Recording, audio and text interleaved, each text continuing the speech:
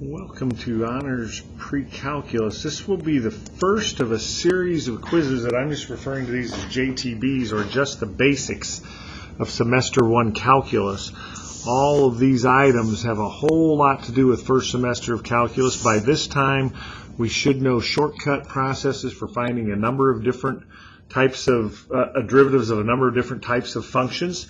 And let's go ahead and take a look. We're supposed to show the complete graph, and you'll have access to your graphing calculator for this, but it won't be entirely helpful. Show the complete graph and identify the inflection point or points, local maximum and minimum values, and the intervals using interval notation on which the graph is increasing and decreasing, as well as when it's concave up, concave down, which we often refer to as cupping up, cupping down. I'm just going to go ahead and abbreviate the graph. I'm not going to have everything exactly correct on it, but I will have a good general shape of this.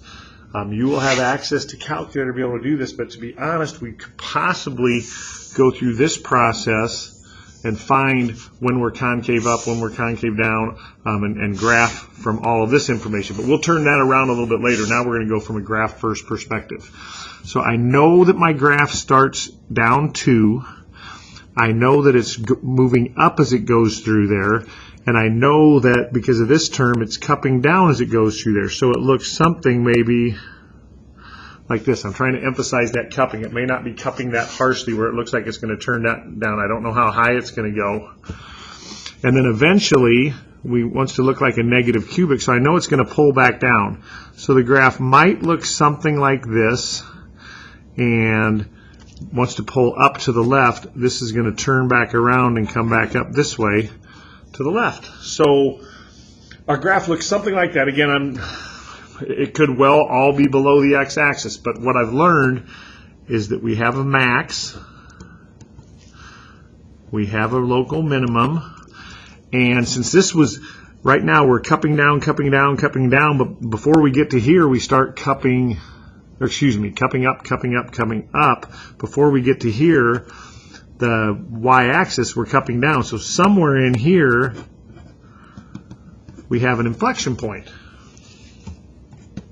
All right, we understand this is a process of evaluating derivatives. So our first derivative right here is asked for, and the derivative of this function, by this time we should know that that's negative 6x squared minus 4x plus 3. Negative 6x squared minus 4x plus 3.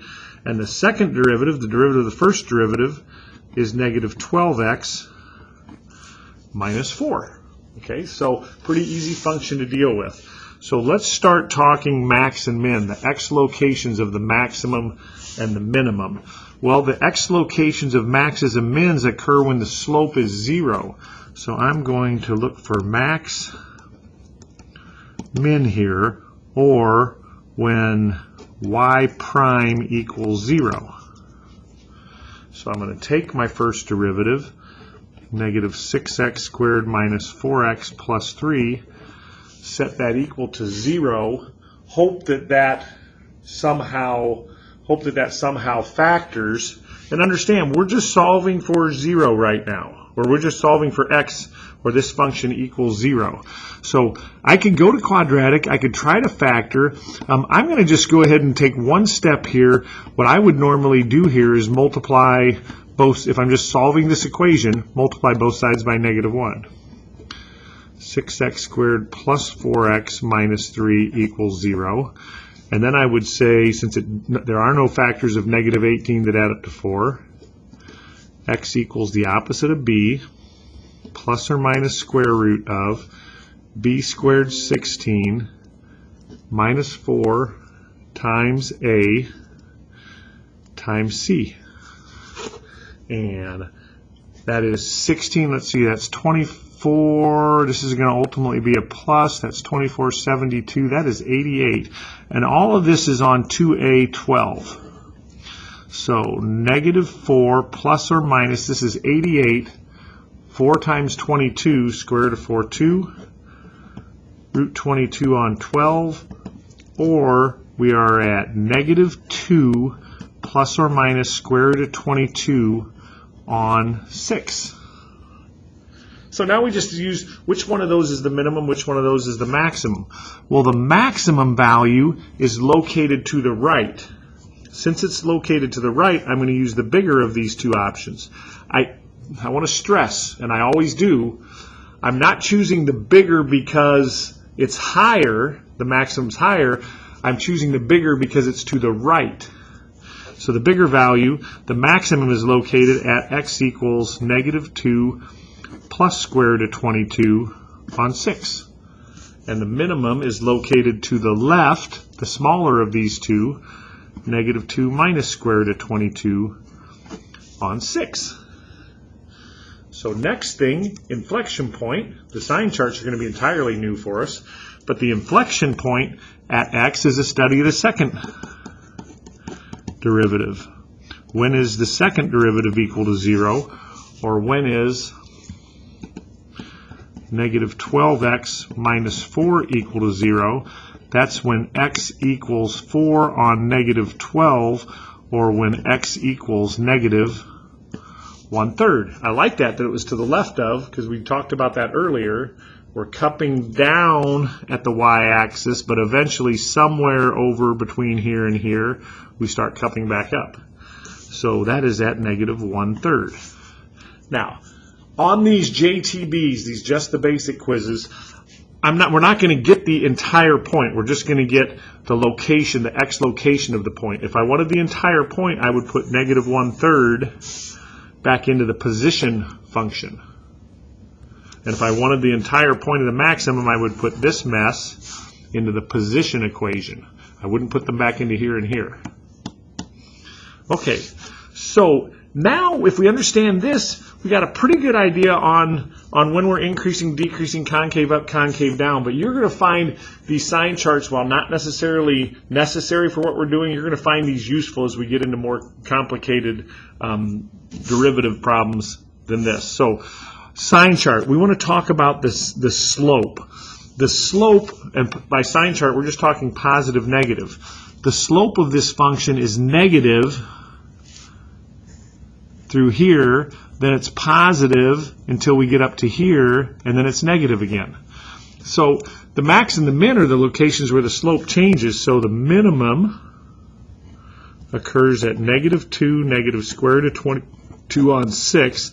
The maximum occurs at -2 plus square root of 22 on 6. That's where the slopes are 0. To the left of the minimum, the slope is always negative. Then it goes positive, as we can see. And then once we're beyond, it goes negative. So that's just kind of more of a algebraic way, I guess, of showing the curve. And then the second derivative is 0 at -1/3. That's talking about the concavity. That's the cupping.